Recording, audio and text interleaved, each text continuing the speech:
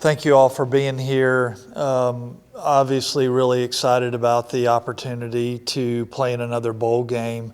It was just 2 years ago that we didn't have the record we all wanted, and we would have begged to have played in a bowl game. So to be in a bowl game, I think this year is, out of the last 5 years, we've been in 4 bowl games, and to play another P4 opponent.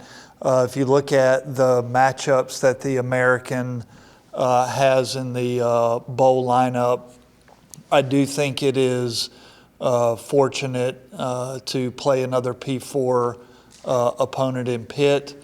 Obviously, I think all things considered, most people do not want to travel to the same bowl location, year after year. But I do think, based on everything that took place yesterday and the dynamics of the bowl games, I think we landed in a very good spot against a very good opponent. I did think it was important, as we had conversations with the Military Bowl, to make sure that our student athletes had the opportunity to do something a little bit different this year. Obviously, the Commanders and the Cowboys are playing while we're up there. There's a hockey match with the Capitals, and then there's some other activities and facilities that we'll have access to that we did not have access to last year, that will create a better environment and give our players the opportunity to experience something a little bit different than that. So really pleased with all those things. We've had good responses from our donor base as far as premium seating and hotels and all those things. So I do think the Pirates will travel to Annapolis. Again, P4 opponent, just pleased with that. I do think transitioning to kind of the global picture of the CFP and bowl games, I do think, based on what happened yesterday, you're going to see a lot of change between now and next year. Obviously, we had teams that opted out for various reasons. The number of teams that were eligible, and then you have the subsequent opt-outs, created a lot of dynamics where 5 and 7 teams were now becoming, bowl eligible. And I think it really exposed the flaws in the system. And so I think between this time next year, you're going to see some transition, but both in the CFP and the bowl lineup to try to get this straightened out. I think it just goes to the global issues that we have in college athletics that need to be rectified. But all in all, I am really pleased with where the Pirates ended up. There were a lot of dynamics at play, but really pleased where we are. So I'll be happy to answer any questions. John, how much of a compliment do you think it is to the fan base that Military Bowl obviously has one of the top picks in the league, and they seem to cover ECU quite a bit? Well, they are, ECU is a fan favorite of the Military Bowl. They have the second pick in the American lineup, so we are sought after. I do think proximity plays a key, but obviously they saw back in 21 when we traveled there for the Boston College game that never happened. Then last year with NC State. I think their preference, in all honesty, if there weren't the dynamics at play, they might have selected another team, but they felt really good about where we were and had been talking to them for a while that, this was certainly a possibility. Can you take us through the afternoon or the morning Sunday as far as what you can tell us? But was there ever any thoughts of another bowl? Was it was Wake involved playing East Carolina and DC, that kind of thing? Well, it really started for me a couple weeks ago, and I typically call all the executive directors of the bowl games that we have an opportunity to play in, and some that you know kind of are on the fringe that I'm touching base with just to let them know that we're interested. And I knew based on the bowl lineup that the number of P4 teams, and like if you look at the SEC, they were not filling a few of their bowls because of the number of teams that played up in the playoff. So the Liberty Bowl became available. And the way the pecking order works per the Liberty Bowl agreement, in the American, it's ESPN Bowl, Military Bowl, and then bowls 3 through 8 are all ESPN bowls. The Liberty Bowl, not having an SEC opponent, they trump all the American picks and get to pick first. And they wanted to pick Navy. And when they did that, it kind of created this trickle down. So I had conversations with the Liberty Bowl, conversations with Duke's Mayo in Charlotte, Boca, Gasparilla, all trying to best position ourselves where we could play with the best matchup in mind. And so, you know, based on all those factors and where we landed, you know, we talked to a lot of people, but ultimately the Military and their second pick in our league, and excited to be able to play Pitt. Just going back to the opt-outs and the sport as a whole, are there any fixes or changes that you specifically want to see or will be advocating for? Yeah, what I'd love to see is a complete change in the calendar. I'd love for the transfer portal to be in like the month of March, where we're not talking about opt-outs, transfer portal, or coaching changes before arguably the most important time in our season. And bowls are meaningful for a lot of teams. I've been a part of teams where, you know, you get 6-6 and you get eligible and you go win the game. The fan base is excited and it transcends you into the next football season. I've also been a part of teams where, you know, 6-6 isn't acceptable and it's not a good feeling. But I think in general, the bowls are a really good thing for college football. The way that we are handling, I'm going to call it player acquisition, is not good for our game. And that player acquisition starts sometime before the end of your regular season, where teams start calling other teams and saying, hey, come get in the portal and we'll pay you more money to do that. I think if we set the portal in the month of March, did away with spring football, all of our football student athletes are here the entire summer. We could set up an OTA model in the summer, very much like the NFL, and we could really solidify what postseason means.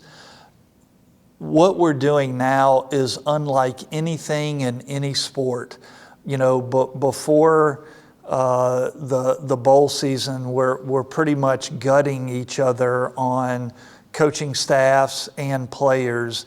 And I think until we settle the player acquisition piece, you know, we're going to continue to see the chaos that we saw yesterday.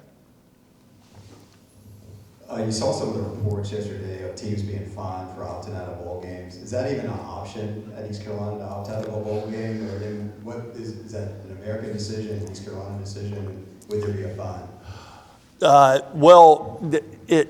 I would not ever want to opt out of a bowl. Like if we're bowl eligible, you know, we participate to win conference championships, you know, get into the playoff or go play in a meaningful bowl. So if we could field a team, I would want to go play. I'd want to go play in the game.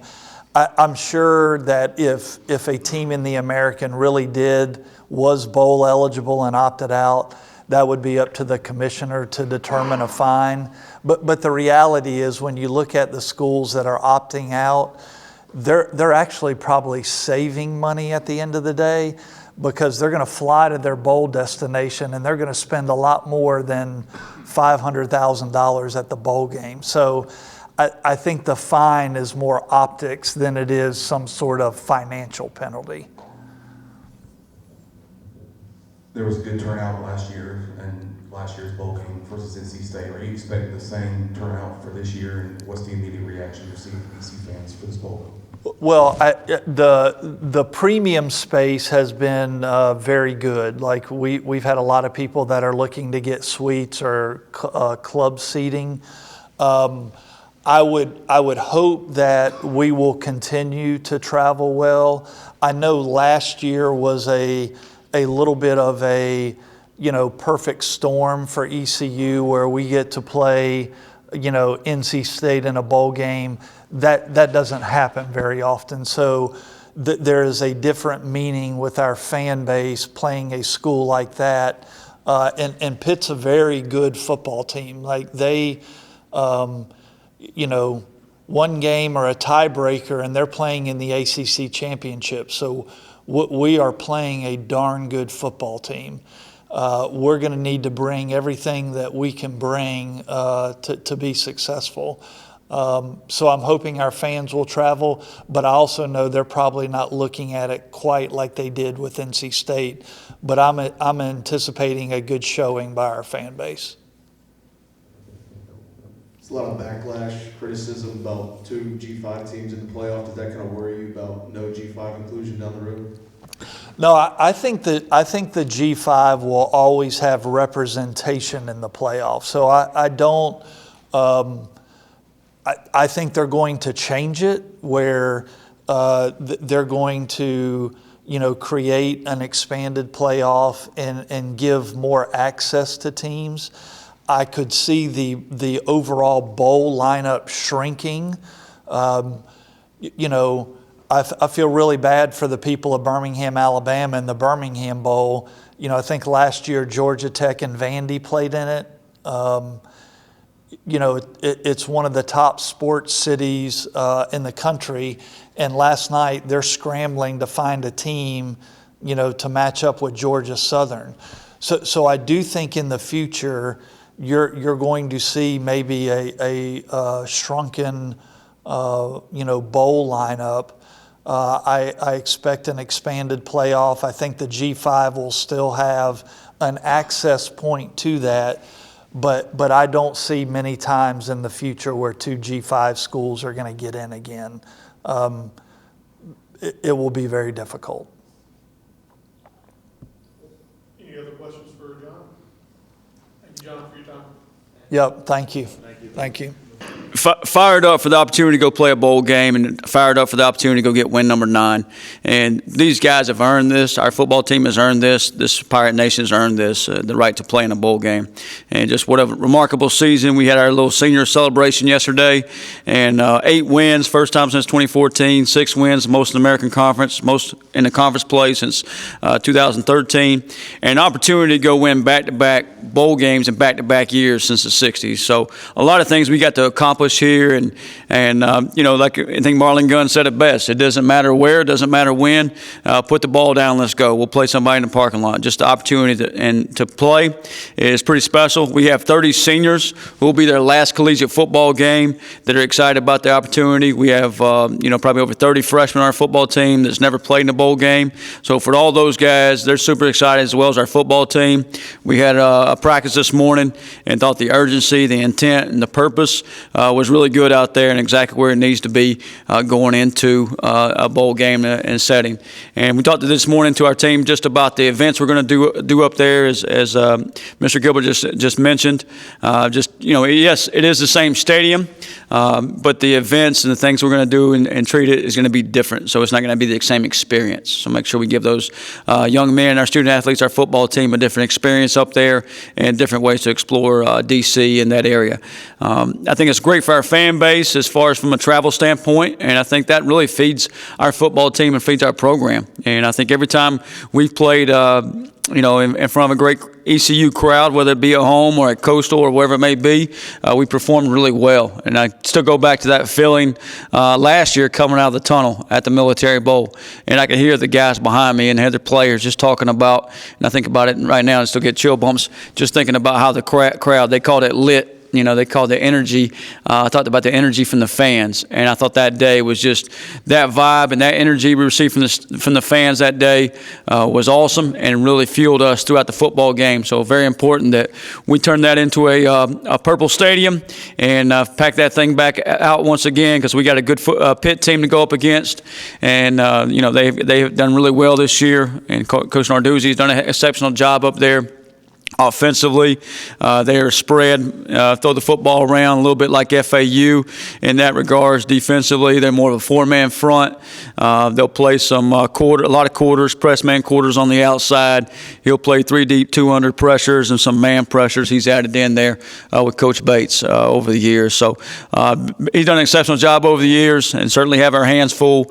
But our preparation began today. We start finals on Wednesday of this week, so we'll try to get a couple practices in here before finals, and then kind of space it out through finals. Give them a few days to kind of catch a break, catch a breath, spend some time at home since they're going to be in a hotel for Christmas.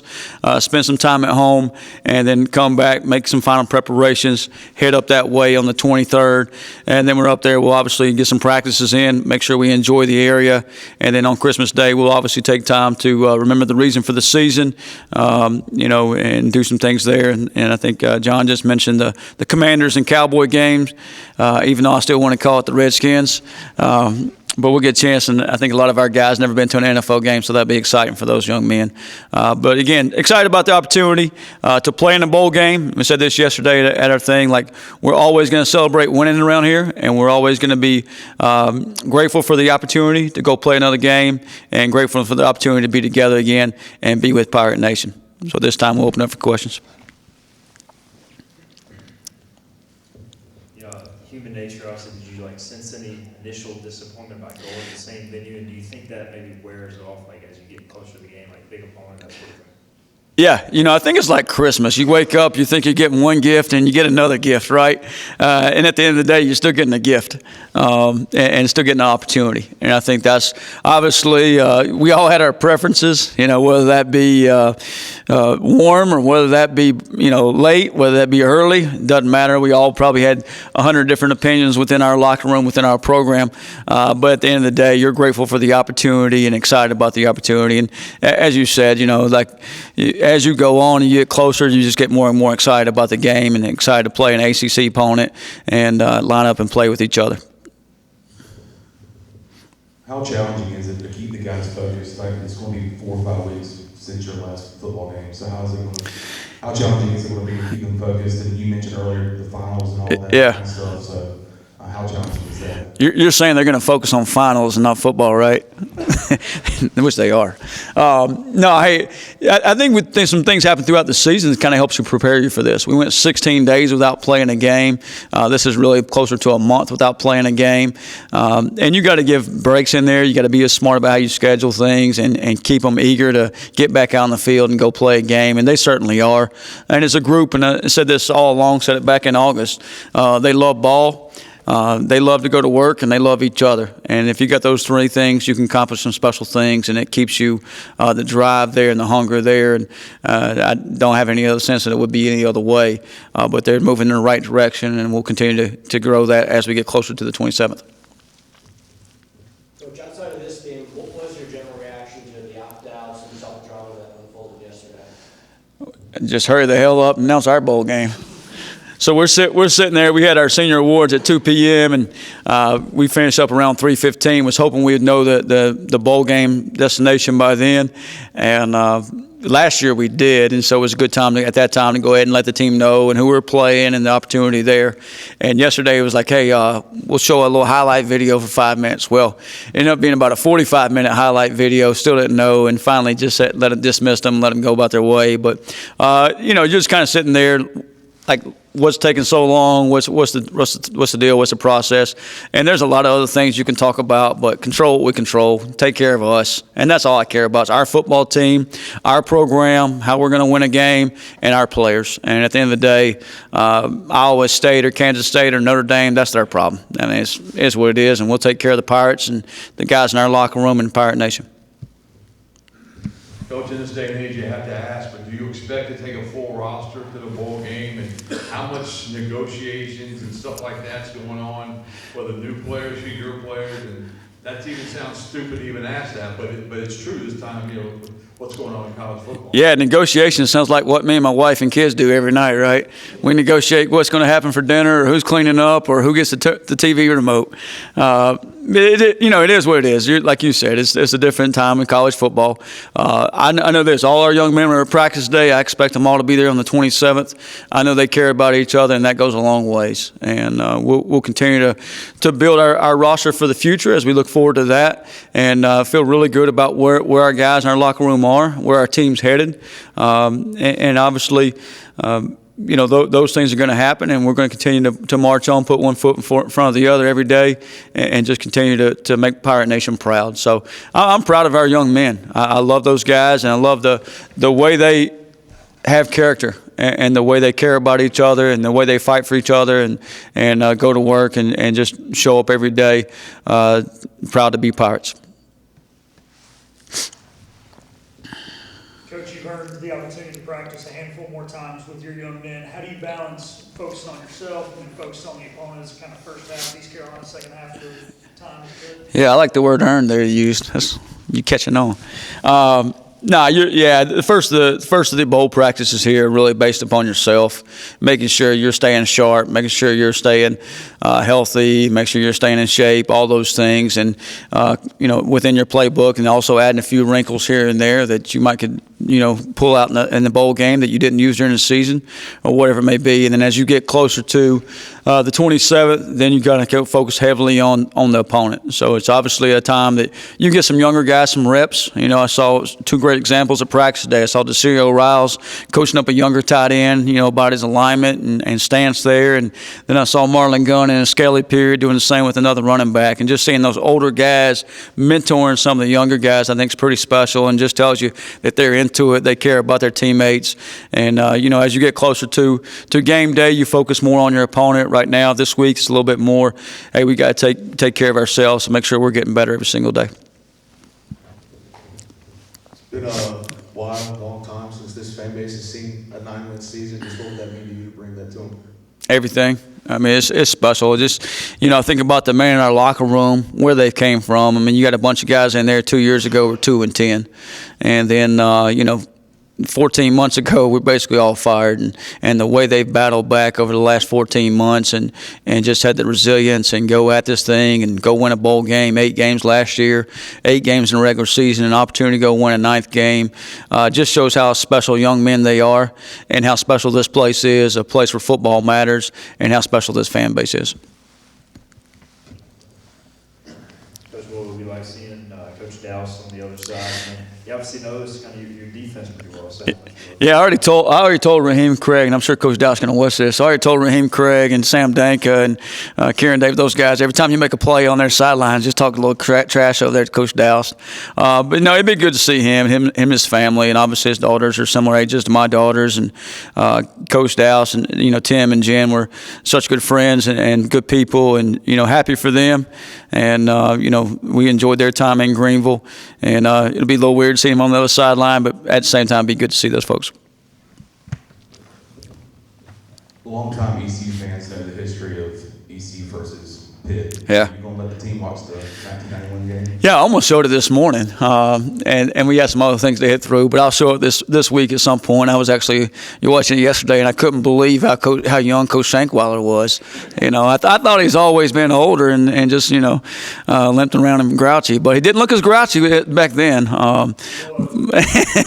But it was it was fun to watch and watch the go for two there and get the win, and just seeing Dowdy packed out, and he was even special back then. It's still special today. You seen the cannon with this guy?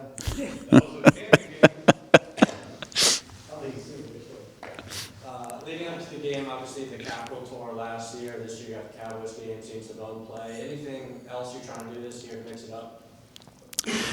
Everything mixes it up. I think that's, if you look at how we treat practice or how we do things throughout the season. Like sometimes I think you just change practice up just so you get out of a routine and you keep it fresh. And I think you're going back to the same site, same stadium to play a game in, but you got to keep everything fresh and everything we do. We'll obviously have a routine the day before a game that we get into, but other than that, we're going to make sure we give them a great experience. And I think we've done a pretty good job of that all year, whether it's Cafe Du Monde and Jackson Square, whether it's the Rocky Steps, or as Mike Wright would say, he got to see Spider-Man, and all those different things we've done at different places, the beach or whatever it may be. It's just another opportunity to expose our young men to a different city and sightsee, do some different things there. And, we talk about this all the time. Football allows so many of us to do things we would never get to do. And this is one of those opportunities, going to a bowl game and going through some other experiences, whether it be the hockey game, the football game. And they'll have obviously some time to experience a little bit of D.C. if they choose to. And told them they could walk down the street and see the White House, or hop on a scooter and hopefully be safe and go see the Monument Mall and all that kind of stuff.